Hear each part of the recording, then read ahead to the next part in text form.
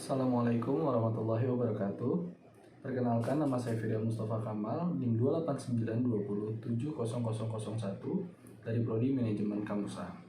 Kali ini saya akan mempresentasikan UTS pengantar akuntansi saya dengan materi pengantar akuntansi dan bisnis.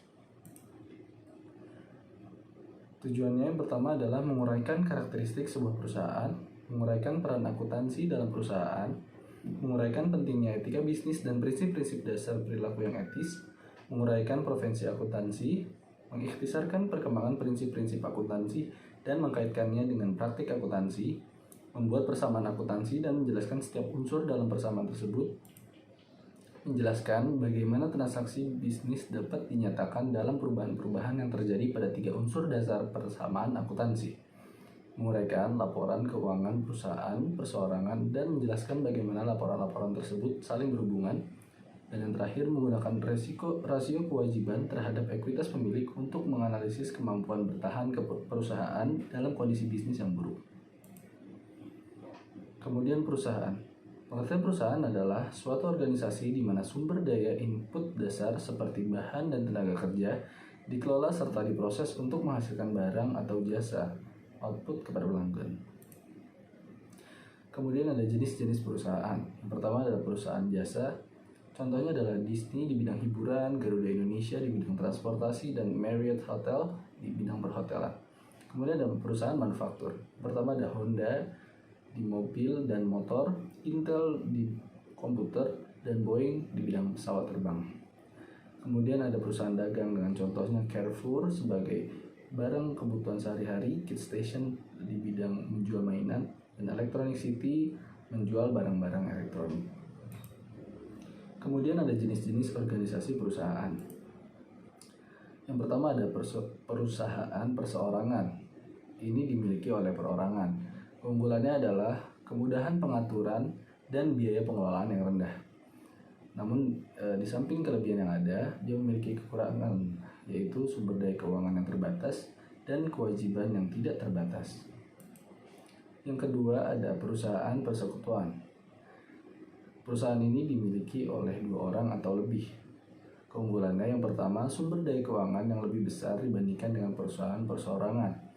Dan yang kedua, tambahan keahlian manajemen. Untuk kelemahannya sendiri, kewajiban yang tidak terbatas. Kemudian ada perusahaan korporasi atau PT. Dibentuk berdasarkan peraturan pemerintah sebagai badan hukum yang terpisah. Keunggulannya yang pertama, kemampuan untuk mendapatkan sumber daya dalam jumlah besar melalui penerbitan saham. Dan kelemahannya adalah pengenaan pajak ganda. Kemudian ada pihak-pihak yang berkepentingan. Yang pertama adalah pasar modal, yang memenuhi sebagian besar kebutuhan pendanaan agar perusahaan dapat memulai dan menjalankan usahanya. Yang kedua ada pasar barang dan jasa, termasuk pelanggan yang membeli barang atau jasa dari perusahaan serta pihak ketiga yang memasok bahan baku untuk perusahaan. Kemudian ada pemerintah, yaitu memiliki kepentingan dalam kinerja ekonomi perusahaan.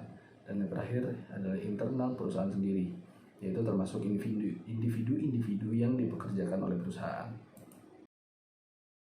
Kemudian ada pihak berkepentingan dalam perusahaan. Ini ada 2, yaitu internal dan eksternal. Internal sendiri ada pemilik, manajer, karyawan. Sedangkan eksternal ada pelanggan, kreditor, dan pemerintah.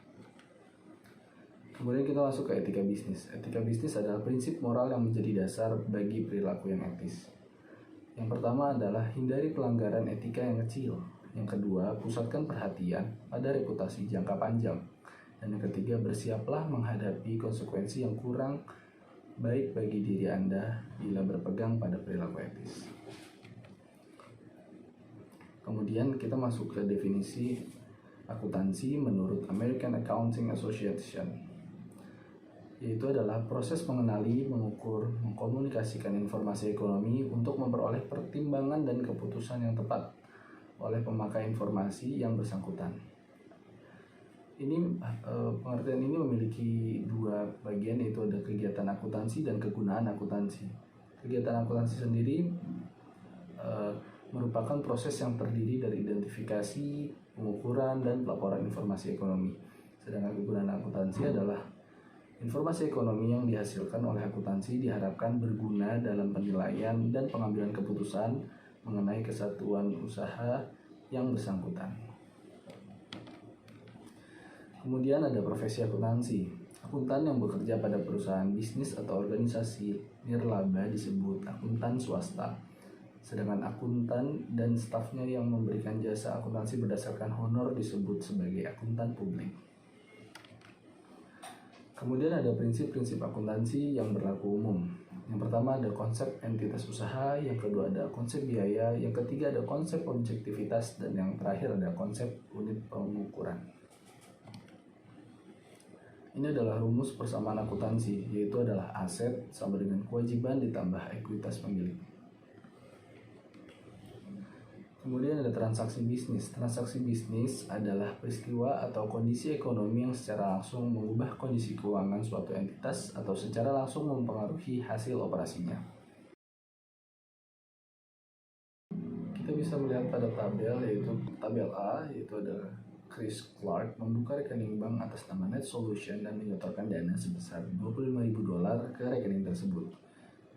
Pada bagian aset bertambah kas sejumlah 25.000 dan di bagian ekuitas pemilik juga modal Chris Clark bertambah 25.000 sebagai investasi pertama. Kemudian di poin B, Net Solution membeli tanah senilai $20.000. Pada kolom aset, kas berkurang 20.000 sedangkan tanah bertambah 20.000 yang menghasilkan kas berkurang menjadi 5.000 sedangkan tanah 20.000. Sedangkan di kolom ekuitas pemilik sendiri, modal Chris Clark masih sama, yaitu 25.000. Kita lihat di poin C, selama bulan itu Net Solution membeli perlengkapan secara kredit senilai $1.350. Di kolom aset bertambah lagi, yaitu akun perlengkapan tambah 1.350. Karena dia membelinya secara kredit, maka kas tidak berubah, yaitu tetap sama 5.000, perlengkapan 1.350, dan tanah tetap 20.000.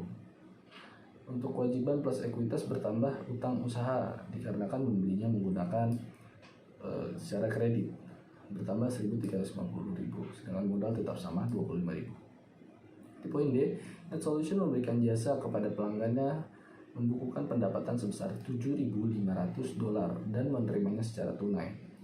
Maka di kolom aset kas bertambah 7.500 hasil dari penghasilan pendapatan yang didapatkan menjadikan kas berjumlah 12.500, perlengkapan tetap sama 1.350 dan tanah juga tetap sama 20.000. Untuk kewajibannya sendiri, utang usaha tetap masih 1.350.000 sedangkan di ekuitas pemiliknya modalnya bertambah 7.500 menghasilkan 32.500. Kemudian kita pindah ke poin E. Net Solution membayar beban-beban berikut, yaitu gaji sebesar $2.125, sewa $800, utilitas $450 dan rupa-rupa sebesar $275. Di kolom aset berkurang kasnya 3.650 menghasilkan saldo 8.850. Perlengkapannya tetap sama dan tanah juga tetap sama. Untuk di kolom kewajiban plus ekuitas pemilik, utang usaha tetap sama dan modal Chris Clark berkurang karena beban-beban yang dibayarkan tersebut menjadikan saldonya sebesar $28.850. Kemudian di poin F, Net Solution membayar kreditor sebesar $950 selama bulan tersebut. Untuk di kolom aset yang berkurang adalah akun kas, berkurang 950 menghasilkan 7.900. Perlengkapan tetap sama, tanah tetap sama. Untuk di kolom kewajiban dan ekuitas pemilik, utang usaha berkurang karena sudah dibayarkan sebesar $950, sedangkan modal tetap sama.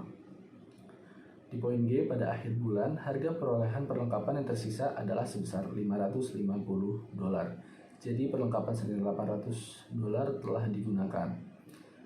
Yang berubah di kolom aset adalah perlengkapan, karena penyusutan tersebut menjadi dikurang $800 sehingga menghasilkan saldo sebesar $550. Kas tetap sama, tanah tetap sama, dan untuk di kolom kewajiban dan ekuitas pemilik, modal Chris Clark akhirnya berkurang $800 menghasilkan saldo sebesar $28.050.